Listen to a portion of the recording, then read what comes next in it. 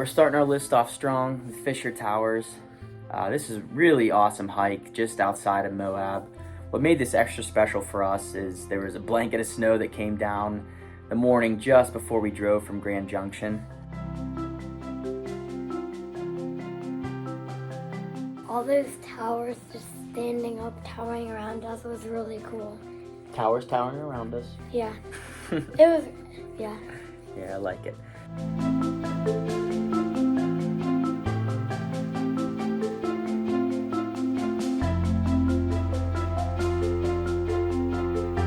And all the towers have very cool names like the Titan and the Oracle, but there's just really cool rock formations all around you as you hike up to the ridge. Then once you're on the ridge, you have sweeping views of Castle Valley. Yeah, the hike up was beautiful. You could see all of those rock formations above you, and it makes you really excited to go up there and actually go near them.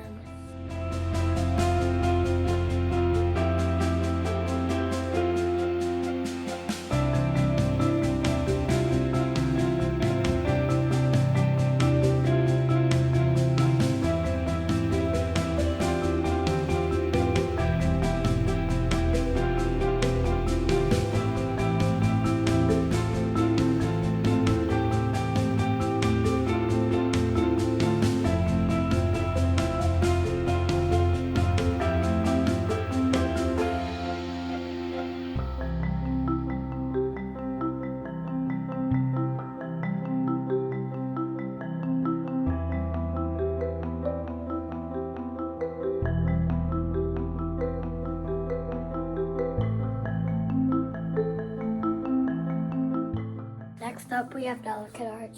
It's one of the most favorite arches in all of Utah. It's very beautiful. See it on their license plate, that's right. But yeah, it's a very popular hike in Arches National Park. I've done this for sunrise and sunset.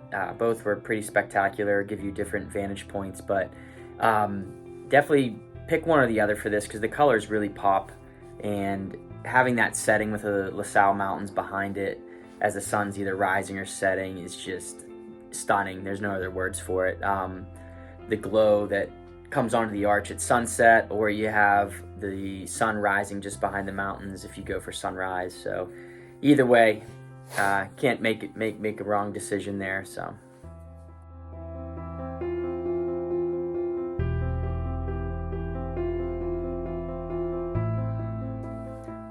this is a very popular hike, so don't expect too much solitude on this one, but going super early in the morning, sometimes you will avoid some of those crowds. But again, this is probably the most popular hike in the park, so keep that in mind as you plan.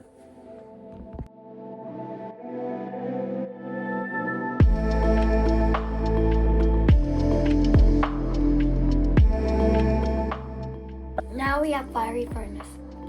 Overall, that was one of my favorite hikes that we did while we were there. It's just it's really adventurous because there's no one telling you where to go or nothing telling you where to go. You just have to find your way. You will need a permit for this hike, and you also need to go into the park office and watch a video about it because people do get lost in here. As Gunnar said, there's no actual trail that you're following. There's markers every once in a while to help you out, but I would definitely bring your GPS system, and even with that, expect to make 10 or 20 wrong turns as you're going.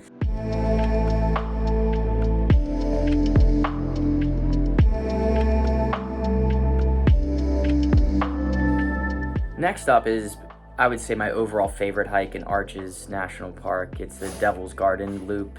If you do the full loop, you'll actually see 8 different arches along the way, including Landscape Arch, which is one of the longest spanning arches in the world.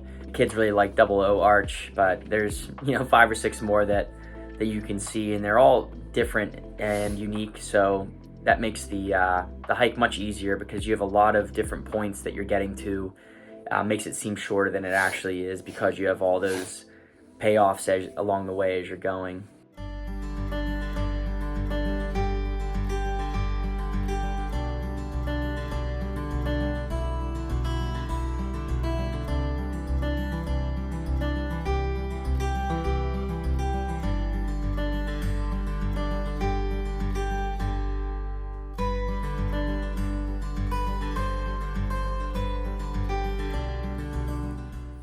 Windows Loop and Double Arch Trail in Arches National Park, very easy trail. I recommend going for sunrise or sunset. Again, the colors really pop.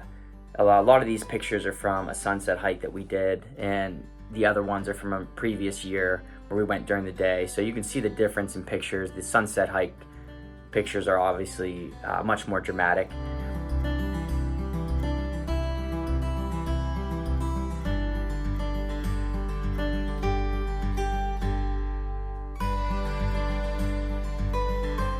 The best viewpoint, I would say, is if you go up through North Window and scramble up behind it, you'll get an awesome view looking through the North Window out to Turret Arch. So try to find that spot because that'll give you some awesome pictures and views.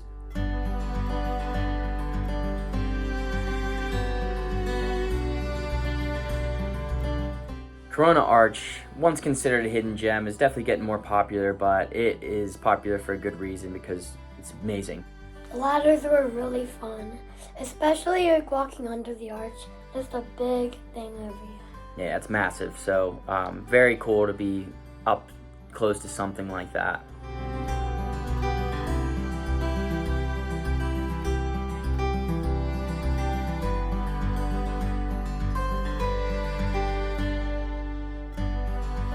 So Jeep Arch is another one outside of Arches National Park.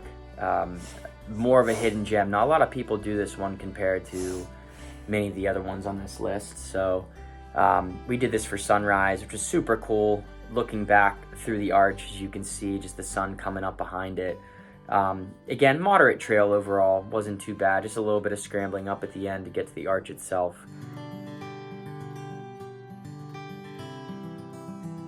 There are also some petroglyphs and dinosaur tracks very close to the trailhead, so look for those on a map. It's good to stop there either on your way in or way out from the hike.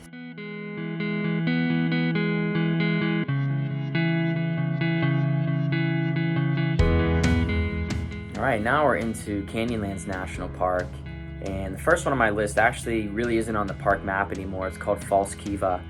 Once you get on the trail itself, it's not too hard to follow, but we really enjoyed this trek there. Again, it's not a super popular one because it's not well known. So if you got the time for it and you don't mind a little bit of off-trail navigation, put this one on your list.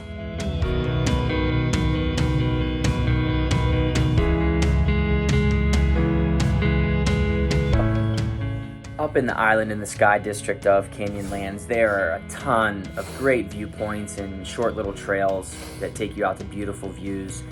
Any of those can make this list, honestly, but the one I chose was Grand View Point Trail.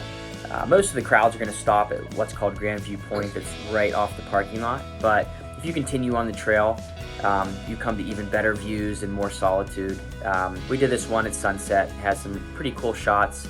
The blanket of snow that was there really added to the scenery as well.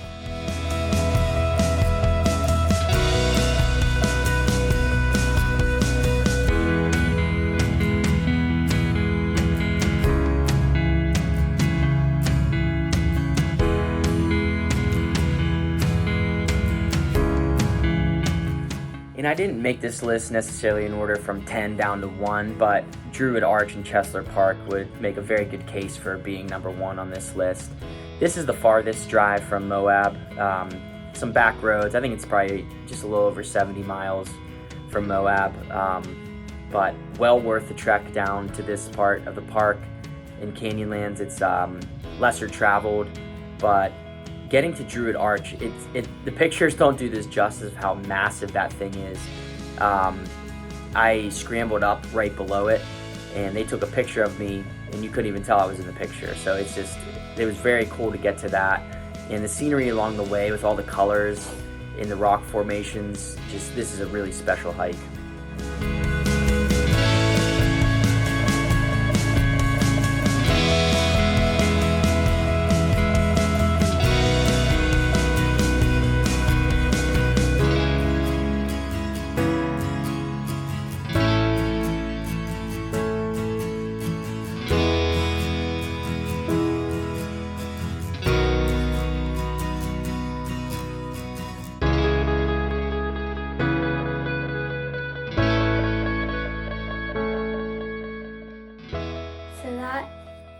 ends our list for today, but we hope to add more and more as we explore more of the amazing places in Utah.